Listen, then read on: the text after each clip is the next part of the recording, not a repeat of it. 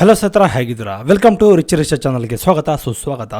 ಇವತ್ತಿನ ಈ ವಿಡಿಯೋದಲ್ಲಿ ರೇಷನ್ ಕಾರ್ಡ್ ಏಪ್ರಿಲ್ 1ನೇ ತಾರೀಕು ಬಿಡ್ತಾರಾ ಬಿಡೋದಿಲ್ವಾ? ಎಷ್ಟೋ ಜನ ಯೂಟ್ಯೂಬ್ಗಳಲ್ಲಾಗಿರ್ಬೋದು, ಎಷ್ಟೋ ಜನ ಚಾನಲ್ಸ್ಗಳಲ್ಲಿ, ಒಂದು ಬ್ಲಾಗ್ಸ್ಗಳಲ್ಲಿ ಸಿಕ್ಕಾಪಟ್ಟೆ ಜನ ಏನು ಮಾಡಿದ್ದಾರೆ ಅಂದರೆ ರೇಷನ್ ಕಾರ್ಡ್ ಏಪ್ರಿಲ್ 1ನೇ ತಾರೀಕು ಬಿಡ್ತಾರೆ ಅಂತ ಒಂದು ಇನ್ಫಾರ್ಮನ್ನು ಮಾಡ್ತಾ ಇದ್ದಾರೆ. ಬಟ್ ಆದರೆ ನಿಜವಾದ ವಿಚಾರ ಏನು ಅಂದರೆ ಇದರಲ್ಲಿ ಮೇಯ್ನಾಗಿ ಏಪ್ರಿಲ್ 1ನೇ ತಾರೀಕು ಒಂದು ರೇಷನ್ ಕಾರ್ಡ್ ತಿದ್ದುಪಡಿ ಆಗಿರ್ಬೋದು, ಹೊಸ ಅರ್ಜಿ ಆಗಿರ್ಬೋದು ಬಿಡ್ತಾರಾ, ಇದ್ರ ಬಗ್ಗೆ ಪ್ರತಿಯೊಬ್ಬರಿಗೂ ಸಹ ಒಂದು ಡೌಟ್ಸ್ಗಳಿರ್ಬೋದು.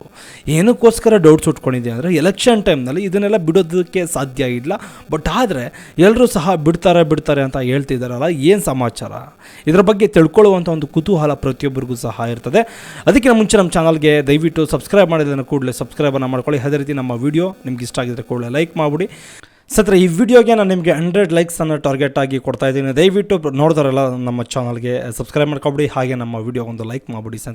ಬನ್ನಿ ಈ ವಿಡಿಯೋ ಸ್ಟಾರ್ಟ್ ಮಾಡೋಣ. ಮೈನಾಗಿ ಏಪ್ರಿಲ್ 1ನೇ ತಾರೀಕು ರೇಷನ್ ಕಾರ್ಡ್ ತಿದ್ದುಪಡಿ ಆಗಿರ್ಬೋದು, ಹೊಸ ಅರ್ಜಿ ಆಗಿರ್ಬೋದು ಬಿಡ್ತೀನಿ ಅಂತ ಒಂದು ನೋಟಿಸನ್ನು ಕೊಟ್ಟಿರ್ತಾರೆ. ಬಟ್ ಆದರೆ ಬಿಡ್ತಾರೆ, ನೋಟಿಸ್ ಕೊಟ್ಟಿರಲಿಲ್ಲ. ಬಟ್ ಆದರೆ ನ್ಯೂಸ್ ಪೇಪರ್ಗಳಲ್ಲಿ ಆದರೆ ಹೇಳಿಕೆಯನ್ನು ಕೊಟ್ಟಿರ್ತಾರೆ. ಒಂದೂವರೆ ತಿಂಗಳು 2 ತಿಂಗಳು ಹಿಂದೆ ಒಂದು ಹೇಳಿಕೆಯನ್ನು ಕೊಟ್ಟಿರ್ತಾರೆ. ಬಟ್ ಆದರೆ ಅದು ನ್ಯೂಸ್ ಪೇಪರ್ಗಳಲ್ಲಿ, ಒಂದು ನ್ಯೂಸ್ ಚಾನಲ್ಗಳಲ್ಲೆಲ್ಲ ಬಂದಿರ್ತದೆ. ಬಟ್ ಆದರೆ ಏಪ್ರಿಲ್ 1ನೇ ತಾರೀಕು ಈ ಒಂದು ರೇಷನ್ ಕಾರ್ಡ್ ಆಗಿರ್ಬೋದು, ತಿದ್ದುಪಡಿ ಆಗಿರ್ಬೋದು ಬಿಡ್ತಾರೆ.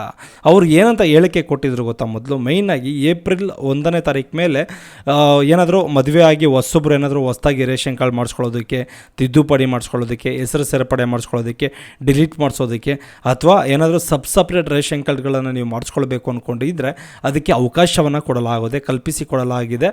ದಯವಿಟ್ಟು ನೀವೇನಾದರೂ ಹೊಸದಾಗಿ ಅರ್ಜಿ ಹಾಕಿಸ್ಕೊಳ್ಬೇಕು ಅಂದ್ಕೊಂಡಿದ್ರೆ ಏಪ್ರಿಲ್ 1ನೇ ತಾರೀಕು ಮೇಲೆ ಹೊಸ ರೇಷನ್ ಕಾರ್ಡ್ ಆಗಿರ್ಬೋದು, ತಿದ್ದುಪಡಿ ಆಗಿರ್ಬೋದು ಮಾಡಿಸ್ಕೊಳ್ಬೋದು ಅಂತ ಒಂದು ನೋಟಿಸನ್ನು ಅಂದರೆ ಹೇಳಿಕೆಯನ್ನು ಕೊಟ್ಟಿರ್ತಾರೆ. ಬಟ್ ಆದರೆ ಇದರಲ್ಲಿ ಮೇಯ್ನ್ ವಿಚಾರ ಏನಪ್ಪ ಅಂದರೆ ಎಲೆಕ್ಷನ್ ಟೈಮ್ನಲ್ಲಿ ರೇಷನ್ ಕಾರ್ಡ್ಗಳಾಗಲಿ, ವೋಟರ್ ಐ ಡಿಗಳಾಗಲಿ, ಕ್ಯಾಸ್ಟು ಮತ್ತು ಇನ್ಕಮ್ ಸರ್ಟಿಫಿಕೇಟ್ಗಳಾಗಲಿ ಇದನ್ನು ಯಾವುದನ್ನಾದರೂ ಅಪ್ಲಿಕೇಶನ್ ಹಾಕಿದ ತಕ್ಷಣ ಇಮಿಡಿಯೇಟ್ಲಿ ಅಪ್ರೂವಲ್ ಮಾಡಲ್ವಲ್ಲ, ಯಾವ ರೀತಿ ಇದು ಮಾಡಿಕೊಡ್ತಾರೆ ಅವರು?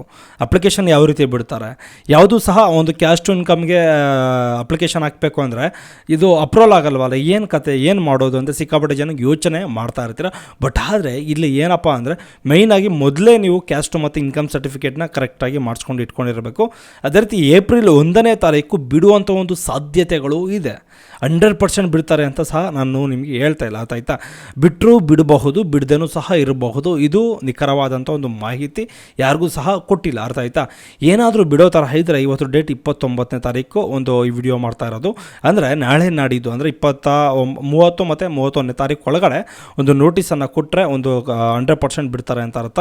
ಅಕಸ್ಮಾತ್ ನೋಟಿಸ್ ಏನು ಕೊಡಲಿಲ್ಲ ಅಂದರೆ 100% ಬಿಡೋದಿಲ್ಲ ಅಂತ ಅರ್ಥ ಆಯ್ತಾ? ಯಾಕೆಂದರೆ ಎಲೆಕ್ಷನ್ ಟೈಮ್ನಲ್ಲಿ ಯಾವುದೇ ರೀತಿಯ ಒಂದು ರೇಷನ್ ಕಾರ್ಡ್ಗಳಾಗಿರ್ಬೋದು, ಕ್ಯಾಸ್ಟ್ ಇನ್ಕಮ್ಗಳಾಗಿರ್ಬೋದು, ಕೆಲವೊಂದು ಅಪ್ಲಿಕೇಶನ್ಸ್ಗಳೇನಾಗಿರ್ತದೆ ಅಂದರೆ ಹಂಗೆ ಪೆಂಡಿಂಗಲ್ಲಿ ಉಳಿಸುವಂಥ ಒಂದು ಪ್ರಯತ್ನ ಮಾಡ್ತಾರೆ.